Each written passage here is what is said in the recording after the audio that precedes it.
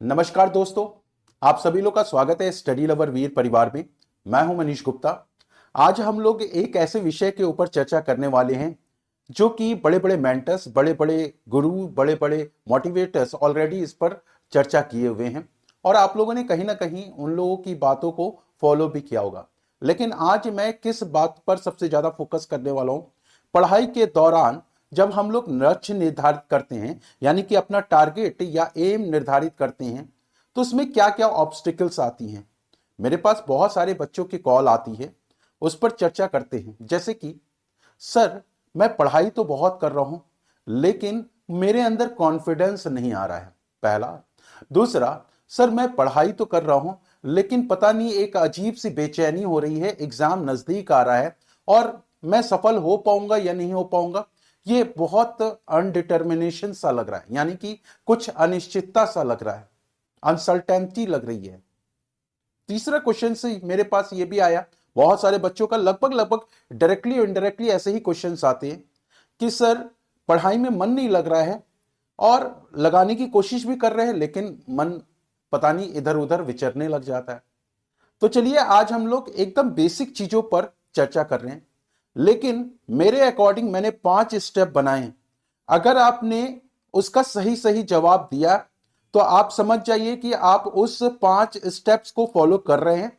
और अगर आपके मेरे जो प्रश्न होंगे उसके सभी के सभी क्वेश्चन का आंसर यस निकलेगा तो 100% आपको सिलेक्शन मिलेगा, 100% आपको सफलता मिलेगी, चाहे आप किसी भी एग्जाम्स की तैयारी करो। तो चलिए इन 5 प्रश्न की तरफ बढ़ते हैं और आप अपने आप से पूछिएगा कि क्या आप इन प्रश्नों का जवाब हां या ना में दे रहे हैं, और कमेंट सेक्शन में जरूर बताइएगा कि आपका जवाब क्या है। ये 5 स्टेप आप एक भी स्टेप अगर फॉलो नहीं कर रहे हैं तो इसका मतलब कहीं ना कहीं आपके अंदर कमी है। और इन 5 स्टेप्स के बारे में चर्चा करते हैं। पहला क्वेश्चन आपसे यह पूछा जा रहा है, क्या are you consistent in studies. सबसे पहले एक क्वेश्चन ये बनता है कि जब आप तैयारी करते हैं, आप अपने लक्ष्य को निर्धारित करते हैं, आप अपना विजन क्लियर करते हैं, तो आप ये बताएं कि आप अपनी पढ़ाई में कंसिस्टेंट हैं कि नहीं है, या आप किसी भी चीज को लेकर जब आप जज्बाती तौर पर पढ़ना शुरू करते हैं या फिर इमोशनली पढ़ते हैं या प्रोफेशनली पढ़ते हैं, क्या आप उसके लिए कंसिस्टेंट है। जज्बाती का मतलब यह हो गया कि कई बार हमारे ऊपर इमोशनली दबाव होता है, परिवार का दबाव होता है, इसको कहते हैं जज्बाती प्रेशर, या आप कह सकते हैं इमोशनल प्रेशर। आप इस दबाव से मुक्त हो पा रहे हैं या नहीं हो पा रहे हैं। इस क्वेश्चन में बहुत सारे ऐसे क्वेश्चन छुपे हुए हैं, जब आप इस क्वेश्चंस की पड़ताल करेंगे तो आपको अपने आप से बहुत सारी चीजों को क्वेश्चन करने का एक मौका मिलेगा। पहला, अगर मैं आपसे पूछ रहा हूं कि are you consistent in studies, क्या आप अपने पढ़ाई में कंसिस्टेंट है या नहीं है, हां या ना, कमेंट जरूर कीजिएगा, बताइएगा जरूर। देखिए, सबसे पहले इसके ना होने के कारण बहुत सारे हैं। सबसे पहला कारण यह होता है डिस्ट्रैक्शन। जी हां, भटकाव। और भटकाव बहुत सारे कारण बन सकते हैं, लाइक जिस एज से गुजर रहे हैं उसमें डिस्ट्रैक्शन आम बात है। लेकिन क्या आपने जो विजन तैयार किया है, आपका जो लक्ष्य है, क्या इतना छोटा है कि आप डिस्ट्रैक्ट हो जाए, है ना। दूसरा, डिस्ट्रैक्शन बहुत सारे हैं।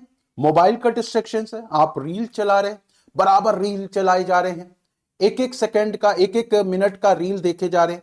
एक एक मिनट करते करते आपने 60 रील देख ली, इसका मतलब आपने अपने जीवन का बहुमूल्य 1 घंटा गवा दिया।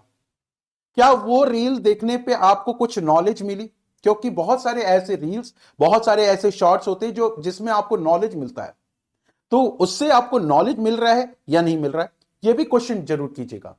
दूसरा, जब आप कंसिस्टेंट स्टडीज की बात करते हैं हम लोग, यानी कि स्टडीज में अपने प्रॉपर तरीके से एक लगातार निरंतरता की बात करते हैं, तो इस निरंतरता में आप कितने व्यवधान खुद से बना रहे। व्यवधान का मतलब हो गया कि आप अपने लिए डिस्टर्बिंग एलिमेंट्स कितना कलेक्ट कर रहे हैं चारों तरफ।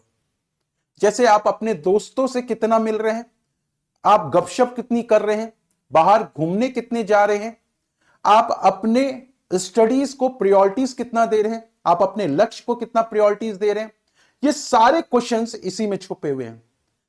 तो लिटरली आप अपने आप से क्वेश्चन पूछिए कि क्या आप अपनी स्टडीज में कंसिस्टेंट हैं या नहीं है। पहला क्वेश्चन ये है, अगर हां है तो लिटरली आप बहुत अच्छा मार्क्स गेन करने वाले। अगर ना है तो अभी से सुधार शुरू कीजिए, क्योंकि ये वक्त चला जाएगा तो फिर दोबारा नहीं आएगा। इस पर आप टिक जरूर कीजिएगा, यस और नो। क्या आप अपने स्टडीज के लिए कंसिस्टेंट है? क्या आप अपनी पढ़ाई में निरंतरता बरकरार रख रहे हैं? आज 1 घंटा पढ़ रहे हैं तो कल भी 1 घंटा पढ़ रहे हैं। आज 2 घंटा पढ़ रहे हैं तो कल भी 2 घंटे पढ़ रहे हैं। आज 10 घंटे पढ़ रहे हैं तो कल भी 10 घंटे पढ़ रहे हैं, परसों भी 10 घंटे पढ़ रहे हैं, इसके नेक्स्ट डे भी 10 घंटे पढ़ रहे हैं। निरंतरता इसको कहते हैं। निरंतरता इसको ये नहीं कहते हैं कि आज 2 घंटे पढ़े, कल 4 घंटे पढ़ लिए, परसों 10 घंटे पढ़ लिए, फिर 1 घंटे पढ़ लिए, 4 घंटे पढ़ लिए। इसको कंसिस्टेंसी नहीं कहा जाता। कंसिस्टेंसी की डेफिनेशन ही ये होती है कि अगर आज आप 1 घंटे पढ़ रहे हैं तो कल आप 1 घंटे या 1.5 घंटे या 2 घंटे जरूर पढ़े। अपनी पढ़ाई का जो घंटा है उसको बढ़ाते चले जाएं। अब आप कहेंगे कि सर पढ़ने में मन नहीं लग रहा है। पढ़ने में मन इसलिए नहीं लग रहा है, ऑब्वियस सी बात है, कहीं ना कहीं आप एकाग्र नहीं हैं। आपकी प्रॉब्लम्स उस बड़े लेवल पर नहीं है जिस बड़े लेवल पर लोगों के सामने आती है, क्योंकि ऐसे बहुत सारे ऐसे विद्यार्थी हैं, एस्पिरेंट्स हैं, जिनके आगे विपरीत परिस्थिति होती है, उसके बाद भी वो अपने टारगेट को अचीव करते हैं, वो अपनी सिलेक्शन लेकर जाते हैं। और इसका सबसे बड़ा रीजन ये है कि वो अपनी आर्थिक स्थिति को सुधारना चाहते हैं, अपनी वर्तमान स्थिति को सुधारना चाहते हैं। क्या आपका वो लक्ष्य बड़ा है? आप फोकस हो जाएंगे अपने आप कि अगर आपको ये लग गया कि यार मेरी अभी ये जो कंडीशंस है इसको इंप्रूव करनी है, मेरी जो ये वर्तमान स्थिति है इसको इंप्रूव करना है, मेरे मम्मी पापा की इकोनॉमिकली कंडीशंस अच्छी नहीं है, तो मुझे ये साबित करना है अपने आप में कि आगे आने वाले सिलेक्शन जब ले लेंगे तो अपने आप वो स्थिति सुधरनी शुरू हो जाएगी। ये सबसे ज्यादा इंपॉर्टेंट होता है जब आप कंसिस्टेंट रहते हैं। और कंसिस्टेंसी ऐसे ही नहीं आती है, और ये एकाग्रता से आती है। क्या आप फोकस्ड हैं? सबसे इंपॉर्टेंट यहीं से निकल कर आता है, फोकस्ड। तो जब आप फोकस्ड होते हो तो अपने आप कंसिस्टेंसी बन जाती है, निरंतरता बढ़ जाती है, पढ़ाई में रुझान बनना शुरू हो जाता है, इंटरेस्टिंग चीजें आनी शुरू हो जाती हैं। इसके बाद दूसरा क्वेश्चन जो आता है, are you giving daily mock test? जब आप पढ़ाई कर रहे हो तो क्या आप टेस्ट दे रहे हो, मॉक टेस्ट दे रहे हो? यस और नो। अब बात आती है कि क्या सर मॉक टेस्ट सिर्फ देने से ही सिलेक्शन हो जाएगा? ऐसा भी मैं नहीं कह रहा हूं कि सिर्फ मॉक टेस्ट देने से सिलेक्शन हो जाएगा। मैं ये कह रहा हूं कि आप कोई भी स्टडी कर रहे हो या किसी भी सब्जेक्ट को जब आप पकड़ में रखे हुए हो तो उस पकड़ के साथ मॉक टेस्ट देना तो जरूरी है। और मॉक टेस्ट जब तक नहीं दोगे तब तक आपका आकलन नहीं होगा। आज सचिन तेंदुलकर भी इतने महान क्रिकेटर इसलिए बने क्योंकि उन्होंने प्रैक्टिस काफी की, नेट प्रैक्टिस काफी की। विराट कोहली इतना बड़ा क्रिकेटर इसलिए बना, इतने बड़े बैट्समैन इसलिए बने क्योंकि उन्होंने प्रैक्टिस काफी की। तो आपको टेस्ट देना भी एक तरह से प्रैक्टिस है, और वो प्रैक्टिस से ही आपको परफेक्ट बनाता है कि आप देख रहे हो कि आपकी कमजोरी क्या है, आपकी स्ट्रेंथ क्या है। ऐसा तो नहीं है कि हमको जिसमें मजा आ रहा है उसी में काम कर रहे हैं। जैसे आप लोग में से बहुत सारे ऐसे एस्पिरेंट होंगे सिर्फ पजल पजल पजल पजल लगाते हैं। अब पजल लगाने में मजा आ रहा है इसलिए पजल लगाते चले जा रहे हैं। आप लोग में से ऐसे बहुत सारे एस्पिरेंट होंगे जिसको सिर्फ मैथ्स लगा रहे हैं, मैथ्स मैथ्स मैथ्स मैथ्स लगाने में मजा आ रहा है इसलिए वो लगा रहे हैं। आप लोगों में से ऐसे बहुत सारे ऐसे एस्पिरेंट होंगे जो सिर्फ जनरल अवेयरनेस, करंट अफेयर्स पढ़ रहे होंगे और बाकी सब्जेक्ट को छोड़ रहे होंगे। तो आप ये खुद डिसाइड करो कि आप मॉक टेस्ट दे रहे हो तो आपकी इंटरेस्टिंग कहां पे बन रही है। आप अब यहां पे इंटरेस्टिंग छोड़ सकते हो। जो रोचक है या रुझान है वो रुझान आपको चेंज करना पड़ेगा, डाइवर्सिफिकेशन लानी पड़ेगी अपने अंदर। सिर्फ मैथ, सिर्फ रीजनिंग, सिर्फ जनरल अवेयरनेस, इंग्लिश, सिर्फ ये एक सब्जेक्ट को पकड़कर हम आगे नहीं बढ़ सकते। ये चीजें समझनी पड़ेगी हम लोगों को। तो अगर आप यहां पे डेली मॉक टेस्ट दे रहे हो, यस और नो, ये जरूरी है समझना। तीसरा, do you analyse daily mock test? जो आप मॉक टेस्ट दे रहे हो, क्या आपने उसका एनालिसिस किया? आपने जो सही किया ठीक है, वो तो अच्छी बात है, लेकिन जब आप गलतियां कर रहे हो अपने मॉक टेस्ट में, तो उस मॉक टेस्ट को एनालिसिस करने की जिम्मेदारी किसकी बनेगी? आपकी बनेगी कि मेरी बनेगी? आपकी बनेगी। आप हर एक विषय का जो आप एनालिसिस कर सकते हो उसको करिए, और यहां पे देखिए कि आपने एनालिसिस किया यस और नो, और ये डेली बेसिस पर होना चाहिए, या जो आपने अपना टाइम टेबल बनाया उसके आधार पर होना चाहिए। तो मॉक टेस्ट की एनालिसिस बहुत ज्यादा जरूरी है, चाहे कोई भी परीक्षा हो, चाहे यूपीएससी की परीक्षा हो, चाहे आपके बैंक की परीक्षा हो, चाहे एसएससी की परीक्षा हो, दुनिया के तमाम जितने भी एग्जाम हो रहे उन सब में अगर आप मॉक टेस्ट दे रहे हो तो मॉक टेस्ट का एनालिसिस बहुत ज्यादा जरूरी है।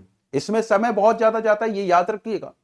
तो आप लोग अपने समय को किस तरीके से मैनेज करते हैं, यही क्वेश्चन अगला आने वाला है। यानी कि चौथा क्वेश्चन ये होगा कि have you given equal priority to all subject?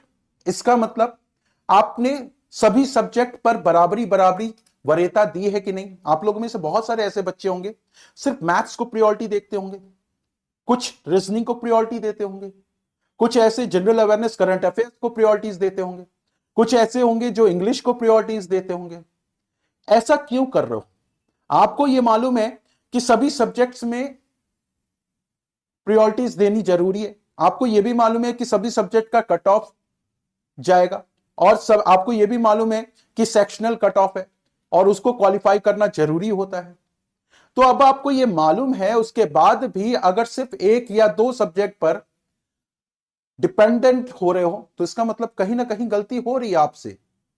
और ये अगर आप नहीं समझ पा रहे हो अपने आप में, तो ये बहुत बड़ी, कह सकते हैं कि बहुत बड़ी घटना कर रहे हो अपने साथ, अपने साथ नाइंसाफी कर रहे हो कि सिर्फ हम एक या दो सब्जेक्ट को अपना मजबूती बनाएंगे। आप लोगों में से बहुत सारे ऐसे होंगे जो ये सोच कर करते हैं काम कि पहले हम प्री क्वालिफाई करेंगे, फिर देन आफ्टर मेंस क्वालिफाई करेंगे। आपके पास मेंस के लिए समय ही नहीं मिलेगा। यह बात सच है कि प्री भी क्वालिफाई नहीं होगा तो मेंस तक कैसे पहुंचेंगे। तो प्री को तो प्रायोरिटीज देना जरूरी है। मैं ये नहीं कह रहा हूं कि प्री को आप प्रायोरिटीज मत दीजिए, लेकिन जब आप प्री को प्रायोरिटीज देते हैं तो उतनी ही वरीयता आप मेंस को दीजिए। एक बात मैं आपको बड़ी डंके की चोट पर कह सकता हूं, यहां पे मेरे से सभी जितने भी मेंटर्स हैं, जितने भी टीचर हैं, फैकल्टीज हैं, वो सभी की सभी सहमत होंगे कि अगर आप मेंस की तैयारी करते हो, खास तौर के बैंक के प्रिपरेशंस में, तो आपके 80% तैयारी कंप्लीट हो जाती है, क्योंकि मैथ्स के पोर्शन वही आ रहे हैं, आपके रीजनिंग के पोर्शंस वही आ रहे हैं, इंग्लिश में वही सारी चीजें पूछी जा रही हैं। अब आपको एड ऑन क्या हो गया है? General awareness, current affairs. तो क्या आपने इस चीज पर ध्यान दिया है? यस और नो, इस पर भी सबसे ज्यादा फोकस कीजिए। ये 5 प्रश्न आपके लिए सबसे ज्यादा इंपॉर्टेंट होंगे। पांचवा क्वेश्चन, जैसा कि मैंने आपको बताया कि आपने अपने लिए क्या टाइम मैनेजमेंट किया, कितना समय टेस्ट देना है, कितने समय पे एनालिसिस करना है, कितने समय में कितने पर्टिकुलर सब्जेक्ट को देना चाहिए। अगर आपके रीजनिंग स्ट्रांग है तो आप उसको थोड़ा सा कम समय दे सकते हैं, मैथ्स स्ट्रांग थोड़ा सा उसको कम समय दे सकते हैं, करंट अफेयर्स स्ट्रांग है तो उसमें कम समय दे सकते हैं। तो आपको खुद पहचानना पड़ेगा कि आपके सब्जेक्ट्स कौन से कितने अच्छे हैं, कौन से कितने सब्जेक्ट खराब है। अगर इसमें आपका टाइम मैनेजमेंट हो रहा है और इसमें भी आपको टिक करना है यस और नो, क्या आपने अपने स्टडीज में, पढ़ाई में टाइम मैनेज किया है या नहीं किया है, यस और नो। ये 5 ऐसे स्टेप हैं। इस 5 स्टेप्स में अगर आपका एक भी आंसर नो आ रहा है तो अभी बहुत बड़ी कमी है, का मतलब सिलेक्शंस बहुत दूर है।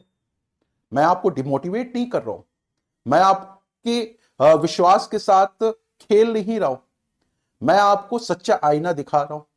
दुनिया भर में जो भीड़ बनी हुई है ना, भीड़ से हटकर काम करोगे तभी आगे इंसान बन पाओगे, तभी आप सफल हो पाओगे, नहीं तो अदरवाइज भीड़ के हिस्से में ही खो जाओगे।